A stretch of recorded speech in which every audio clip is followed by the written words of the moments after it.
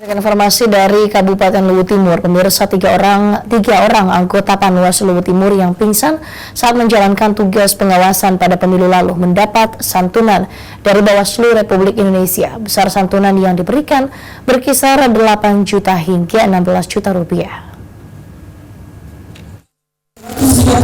Kategori sedang dan Anita Anton sebesar kategori. Bawaslu Republik Indonesia menyerahkan santunan kepada personelnya yang terpaksa mendapatkan perawatan lantaran jatuh sakit saat bertugas melakukan pengawasan di Pileg dan Pilpres lalu. Penyerahan santunan dilakukan terhadap 3 anggota Panwas Luwu Timur oleh Ketua Bawaslu Sulawesi Selatan Laude Arumahi. Besaran santunan yang diberikan tersebut tergantung pada kondisi yang dialami anggota Panwas saat menjalani perawatan di rumah sakit atau puskesmas yang disesuaikan dengan hasil keterangan dari pihak dokter. Untuk kategori berat mendapat santunan 16 juta rupiah, sedangkan kategori sedang mendapatkan santunan sebesar 8 juta rupiah.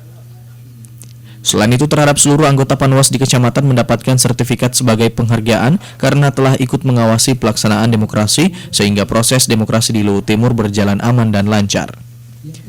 Ketua Bawaslu Kabupaten Luwu Timur Rahman Aca mengatakan santunan diberikan sebagai bentuk perhatian Bawaslu terhadap personilnya, sebab mengawasi proses demokrasi tidak gampang apalagi di medan yang sulit. Dari Desa Harapan, kemudian dari Desa Manuru, ya, pengawas TPS ya, kemudian dari Panwas Kecamatan Angkona ada 1 orang.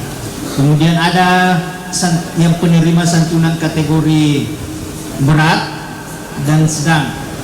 Berat 1 orang, kemudian berat sedang 2 orang.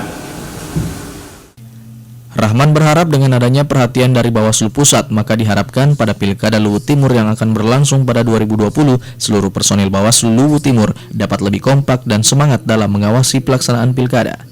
Dari Luwu Timur, Son Abdul Rahim, Celebes TV.